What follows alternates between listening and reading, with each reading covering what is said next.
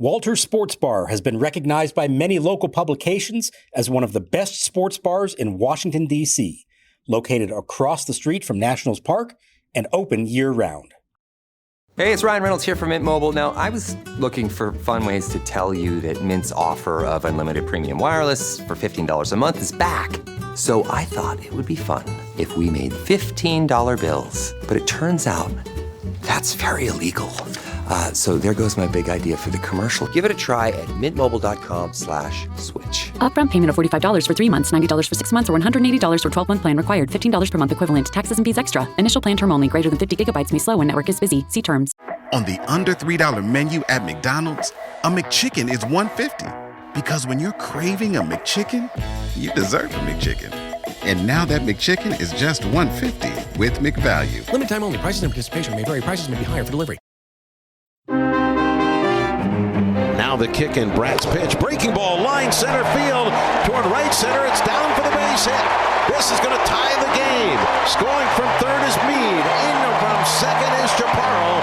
And diving head first into second base with a game-tying two-run double is C.J. Abrams.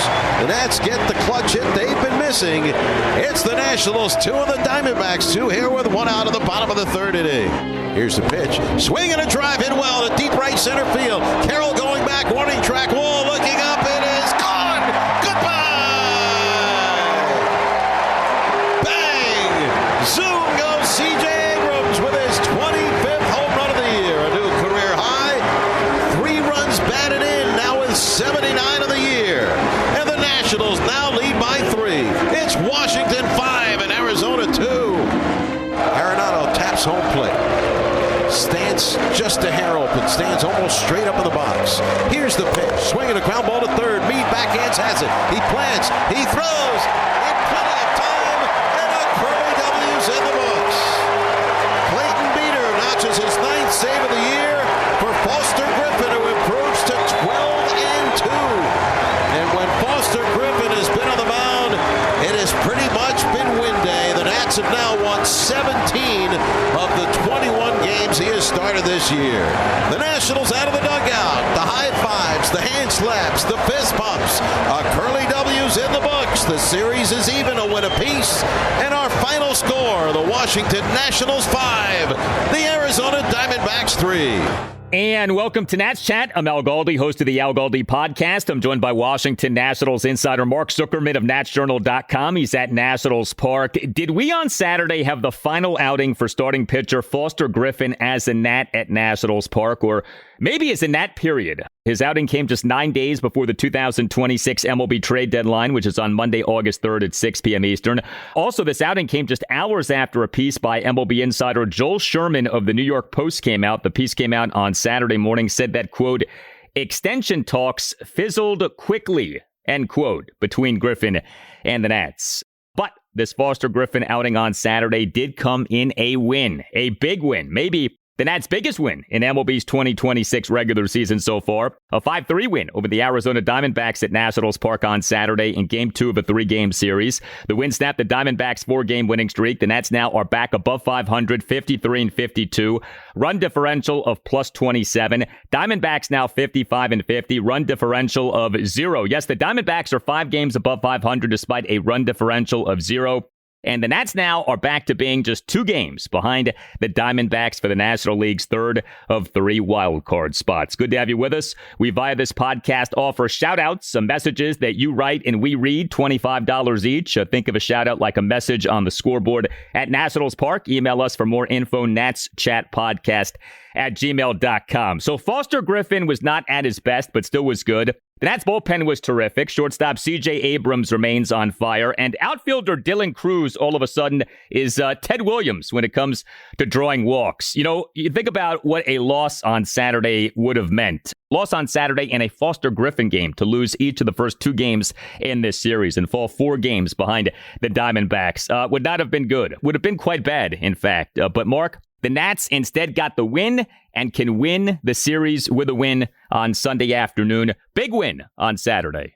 Yeah, we talked about must win at Coors Field the other day. This one probably in that similar category. And I think especially when you consider who they had on the mound, you're at this point you kind of have to win Foster Griffin starts at all costs. And he rose to the occasion.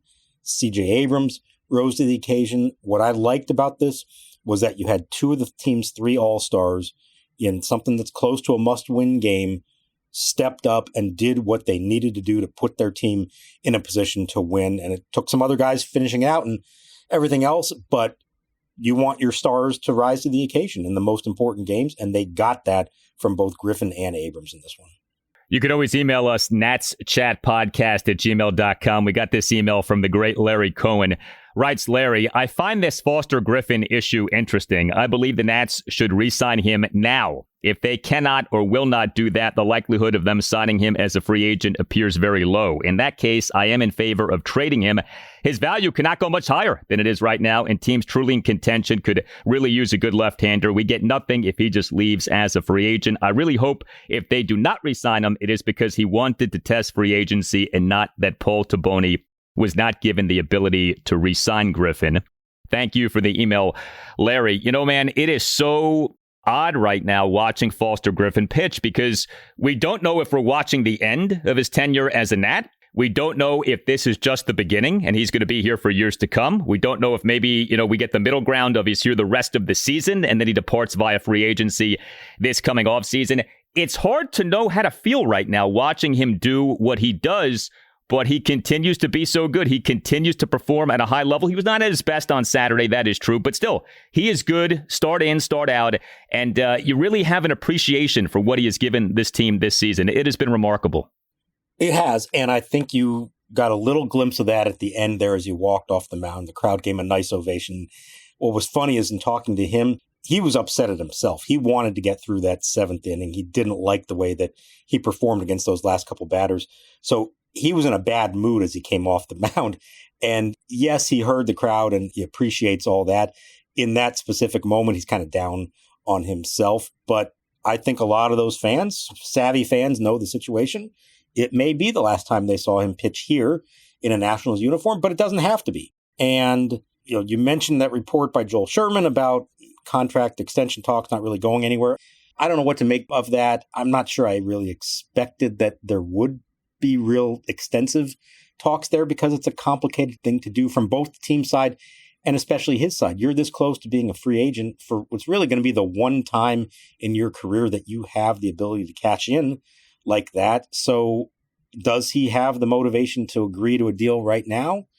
That's a tough thing, I think, to sell on him right now. And if you're the Nats, as we've discussed, like how do you figure out what is the appropriate amount to offer? And even if you do, it may not be enough because he has the ability to be a free agent and maybe he wants to test the market. Doesn't mean he can't come back if it leads to that. Where I think it gets really interesting, if there's no extension before the trade deadline, and I'm going to guess that there probably won't be, how does that play into Paul Taboni's ultimate decision? Is it, okay, we have no guarantee that we're going to retain him beyond this year, therefore we've got to trade him for something now? Or is he willing to roll the dice, play out the season, hope that Griffin helps continue to win games for them and maybe lead them into October or at least very close to it, and then take your chances on whatever happens at the end of the season? Or you can always try to sign him later on.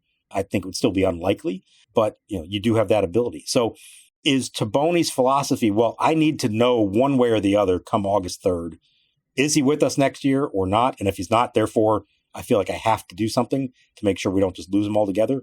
Or is he willing to wait it out and give Griffin the chance to help his team win now and then maybe take a chance that you do or don't sign him in the offseason? I'm not sure anybody really knows the right answer to that, and it's complicated. I know it's easy for everybody out there to say, just sign him. Why wouldn't you do that? Well, it doesn't work quite like that.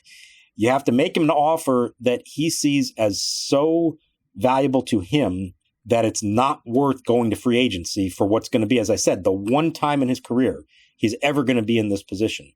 And so you can't fault him for having that mindset, and you can't fault the team for maybe thinking that would have to go above and beyond to try to convince him and get into a territory that maybe isn't all that responsible if you're talking 4 or 5 years, whatever it might be that it would take to convince him to do it now. So it's a really tricky spot for both sides of that equation. It is, and making it even trickier is the question that a lot of people have, and that is the president of baseball operations allowed to offer what he wants to offer to Foster Griffin, or is the president of baseball operations handcuffed by ownership? You know, we don't know to what degree Taboni can aggressively pursue a contract extension, and I think that's a big question right now. That's a big question with a potential C.J. Abrams contract extension. You know, to what extent is Paul Taboni allowed to aggressively pursue an extension? We should enter this into the equation. Good email from John Manfreda. Writes John, if you wanted to chase the playoffs but are worried about letting Foster go and losing him in free agency, I was thinking maybe the Nats could give Griffin a qualifying offer in the offseason, so even if he does leave, you get something in return. Foster Griffin certainly would be a qualifying offer candidate if the Nats kept him for the rest of this season and allowed him to go to free agency. Yes, and you would get a compensatory draft pick between the first and second rounds if he did end up signing somewhere else. Now, the tricky part there is, will that system still be in place when the time comes this winter? Because a new CBA could blow up the whole system, and we also don't know the timing of any of this. And that's another factor in all this with Griffin, and I've been thinking about this as well. If you're him, we say, hey, of course he's going to want to go to free agency and get his chance to cash in. Well, is he going to get a deal from somebody, whether it's the Nats or anybody else, before December 1st? Because if not, that's when the lockout's expected to start. And who knows how long that drags on. And now, whenever that ends, whether it's February, March, April, May, God knows how long that's going to be, eventually it ends. And now there's a mad scramble for teams to sign free agents. And you're going to have about 3 weeks probably of spring training before they start a season, at least based on how it went last time around. Is he willing to take that chance? And who knows when that would be? And who knows if he gets lost in the shuffle at all? And now you're preparing really quickly to start a new season with a new team. There are reasons to say, why not have the security now before you ever get to that point? But it's yet another complicating factor. Even in a normal offseason, it's a tricky situation for both sides, all the more so because of the likely labor war that we're facing this winter. Foster Griffin in this 5-3 win over the Diamondbacks at Nationals Park on Saturday. 3 runs in 6 2/3 innings. So the streak did end. His streak of allowing no more than 1 earned run in each of 8 consecutive starts. That had tied the Montreal Expos / Washington Nationals franchise record for most consecutive regular season starts in which a pitcher, excluding openers, allowed no more than 1 earned run in each start. Griffin on Saturday gave up 6 hits, which were a double and 5 singles, issued a walk and a hit by pitch, recorded just 2 strikeouts. He threw 108 pitches, 66 strikes, 42 balls. You know, I think at this point, if you're Nats manager Blake Butera, you got to say to yourself, I don't know how much longer I'm going to have this guy. So, you know, let him get to 108 pitches. Like, you might as well enjoy this while you have it. You might as well reap the benefits of this while you have it and see what the guy does. I also had this thought in thinking about the Foster Griffin situation, and this is one of the real frustrations with the Nats. So all across baseball, we are seeing contract extensions get done, and it's not just this season. We've been seeing this for years. I can only think of 2 in-season contract extensions for the Nats, at least over the last, say, 15 years, okay? And you tell me if I'm missing one, but there's the Steven Strasburg in-season extension, May 2016. And then I remember the Nats signing Chad Tracy to an in-season contract extension in August 2012. I otherwise cannot think of any other in-season contract extension. Am I missing something here?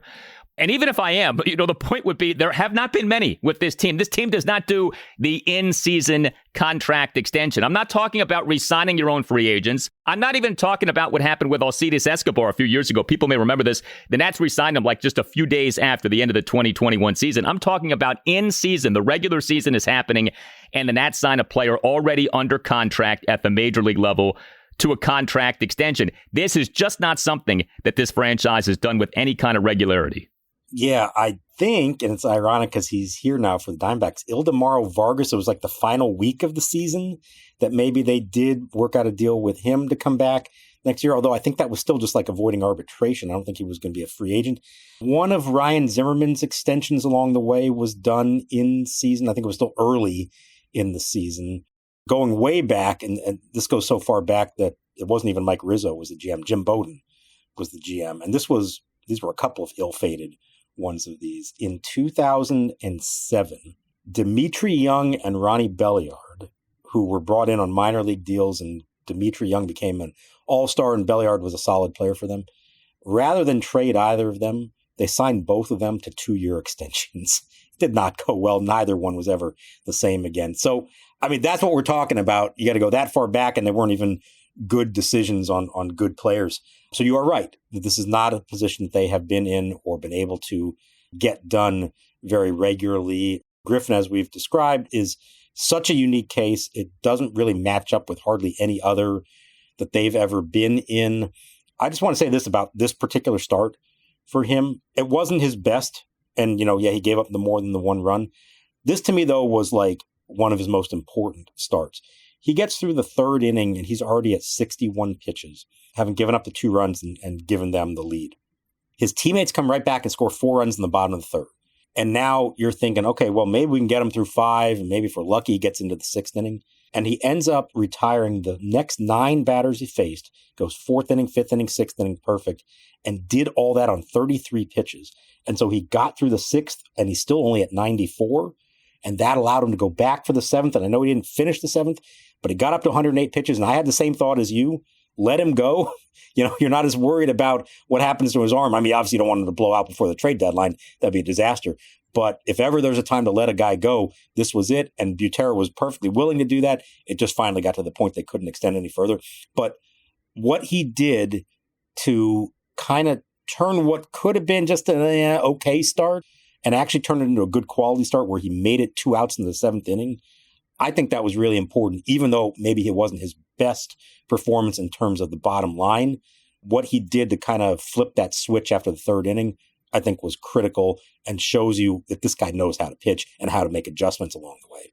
He has been good. He has been a workhorse. He is by far the Nats leader in innings pitched, 124. Number 2 is Cade Cavalli at 110 2/3. And Cavalli has made 1 more start than Griffin has had. And yet Griffin has, 13 1/3 more innings. The overall numbers for Griffin, ERA 2.76, whip 1.03. There is some irony here in that you can make the case that Griffin has been too good for the Nats' own good, because if he wasn't as good as he has been, there's a chance the Nats could have signed him to a contract extension already. Like if that ERA was 3.76 and not 2.76, Griffin might not be feeling himself to where, per Joel Sherman, contract extension talks fizzled quickly.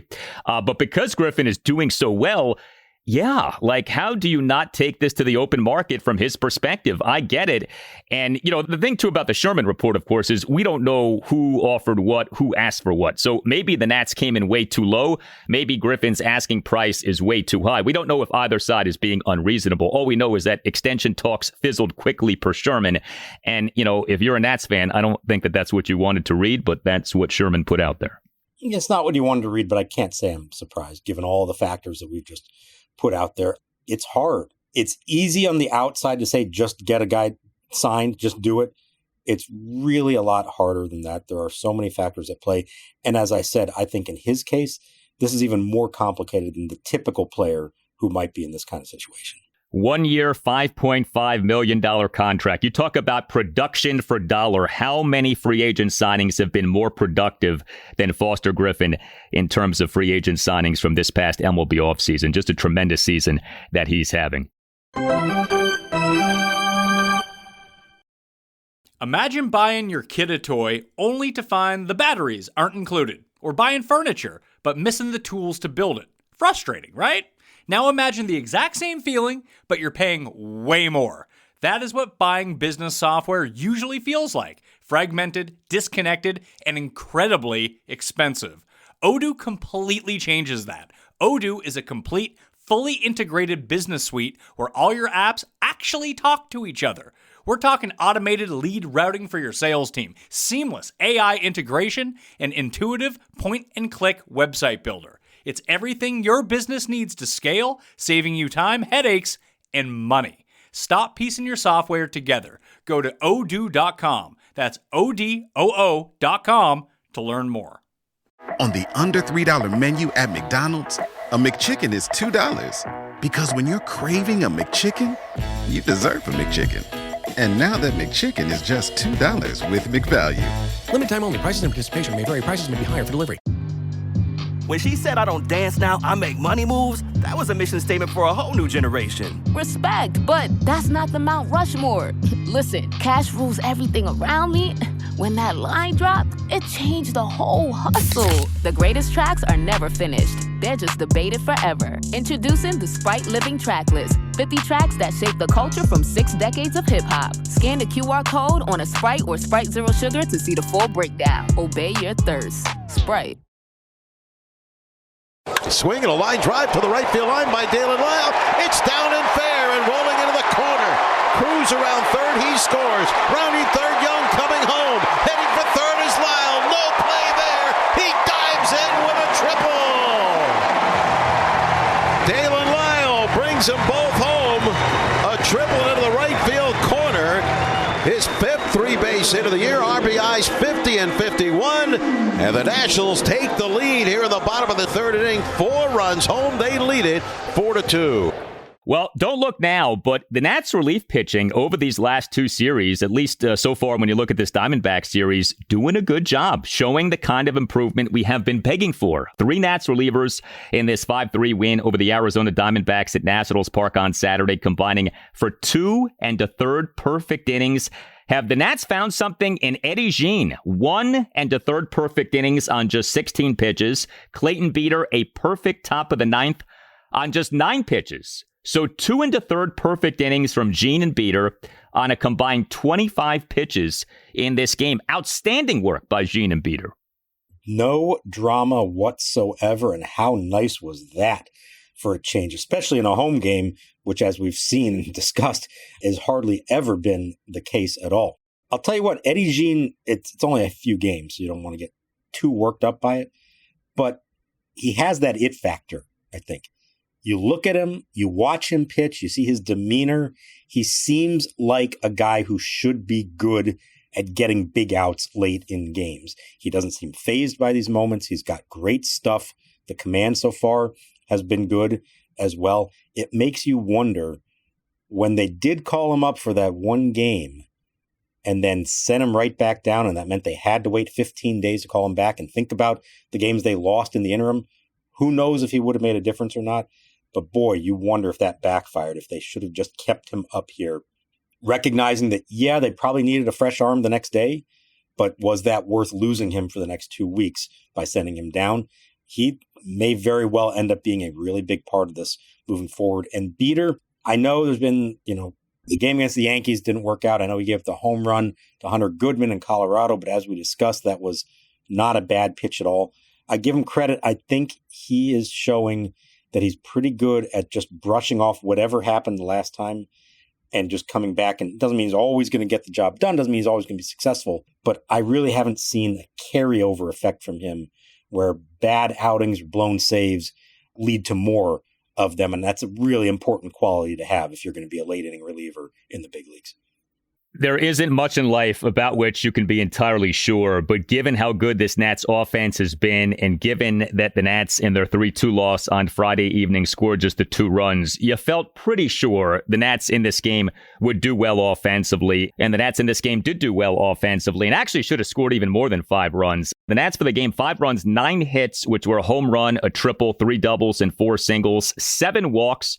But the Nats also went just 2 for 12 with runners in scoring position, so that run total easily could have been a lot higher than 5. C.J. Abrams is officially nuclear right now. Abrams, as the Nats starting shortstop and number 4 batter, 3 for 4 with a solo homer, a 2-run double and a single, and he went 1 for 2 on stolen bases. Abrams in the Nats 4-run third, a 1-out 2-run double to the right center field gap on a 1-2 pitch to tie the game at 2. Did get thrown out in an attempted steal of third base, but Abrams in the Nats 1-run fifth, leadoff homer to right field to put the Nats up 5-2. The homer Abrams 25th, tying Ian Desmond in 2012 for the most homers by a Nats shortstop in a regular season since the franchise moved to Washington, D.C. And when you look at what Abrams is doing in this month of July, off a month of June in which he really wasn't that good offensively, Abrams in this month of July now has a slugging percentage of .765. That's not his OPS, that's his slugging percentage for the month of July. His slash line for this month,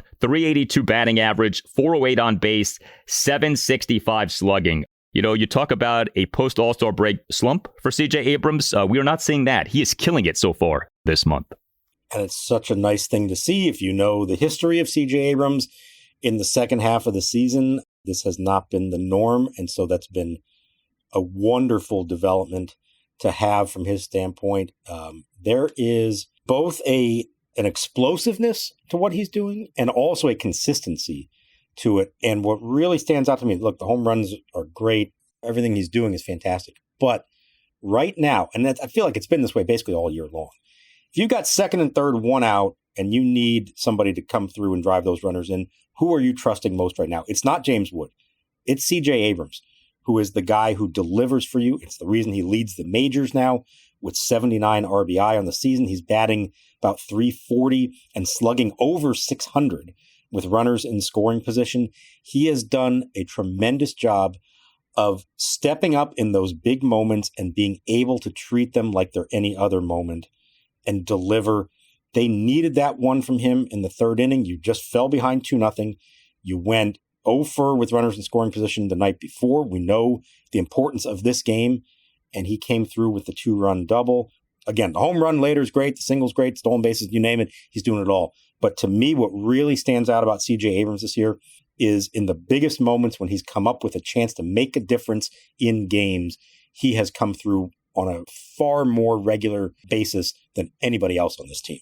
He is slugging .604 with runners in scoring position. That is sick. A .604 slugging percentage with runners in scoring position. Just a tremendous season that C.J. Abrams is having. We had a triple from Daylen Lile. We always love seeing that. Lile as the Nats starting left fielder and number 7 batter, 1-for-4, 2-run triple. Lile in the Nats 4-run third, a 2-out first pitch, 2-run triple to the right field corner, put the Nats up 4-2. Jacob Young had a nice game. He was the Nats starting center fielder and number 6 batter, 2-for-4, 2 singles, and he went 2-for-2 on stolen bases, and he had an outfield assist. And maybe most interesting with the Nats offense in this game, Dylan Crews drew 3 walks. He was the Nats starting right fielder and number 5 batter. He went 0-for-1 with 3 walks. I mentioned this on the last installment of the podcast that Dylan Crews rather quietly lately is drawing more walks, and you highlighted a pretty jarring stat regarding Dylan Crews and the extent to which he's drawing more walks right now. Yeah, it made me think about this based on our conversation last night when he drew his first walk in this game, and then he kept doing it as the game went on. And here's the stats. This is dramatic. His first 150 plate appearances this season, that's May and June, only 4 walks drawn. In 71 plate appearances so far this month of July, 13 walks, including 3 of them in this game. That is critical for him. We talked about the biggest thing for him to do. Yes, he's making loud contact, but he's swinging too much. And he's too often not making contact. If he can just lay off the pitches that are not hittable and wait for the good ones, you're going to see his production go up dramatically because he's going to be taking good swings on good pitches and producing based off that. And if he can suddenly be drawing walks, like a .360 on base percentage, I think this month, something along those lines, that's a big development for him. I know contact is important, of course, and the quality of contact's been good. But it's really, in my mind with him, and I think he admits this too, it's about swing decisions. And drawing this many walks is a good sign that he's making better swing decisions. He now has 1 more walk than Luis Garcia Jr. has. Cruz has 17 walks, Garcia 16. So there you go. Step by step, Dylan Crews climbing the ladder of walks leaders on the Washington Nationals. By the way, regarding the Nats offense, pretty interesting stat that the Nats put out on Saturday afternoon. No team has finished a season leading Major League Baseball in home runs and stolen bases since the 1955 Brooklyn Dodgers. And the Nats put that out there because the Nats entered Saturday number 1 in MLB in home runs, 151, and number 1 in MLB in stolen bases, 113. The 55 Dodgers, a very famous team.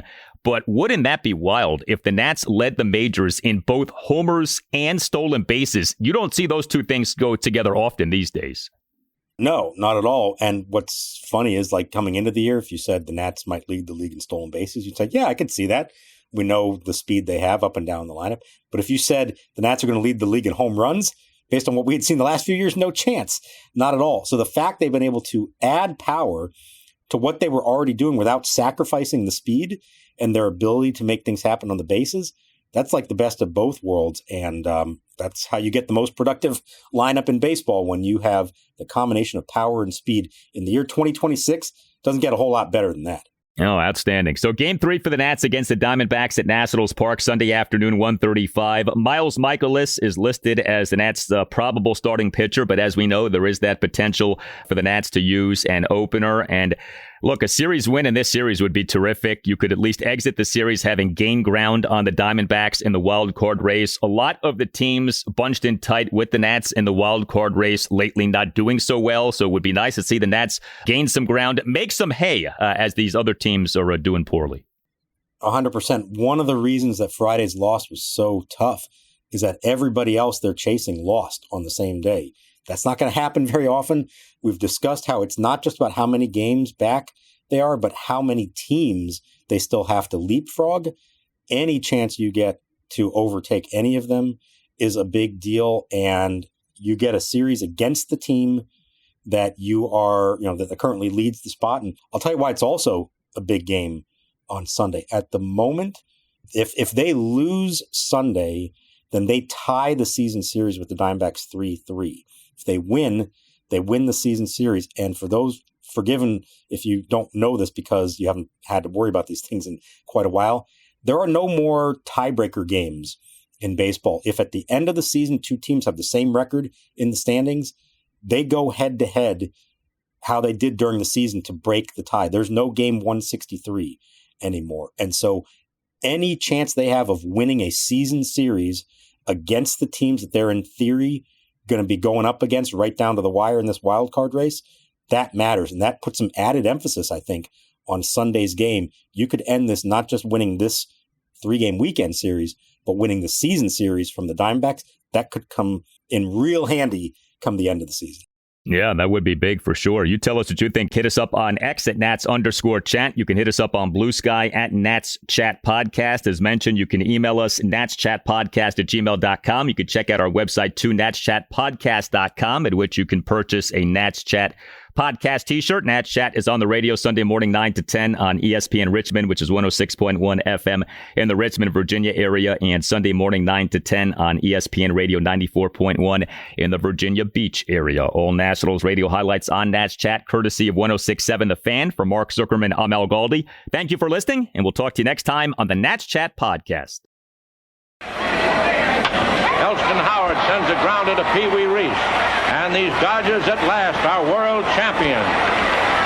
Delirious with joy, teammates and fans mob the Brooklyn pitcher in wild acclaim. In the Dodger clubhouse is the pandemonium only a great victory can generate. And setting the zany pace are Gil Hodges, Duke Snyder, and Don Newcomb. This is Brooklyn's greatest baseball day. Newspapers shriek the tidings.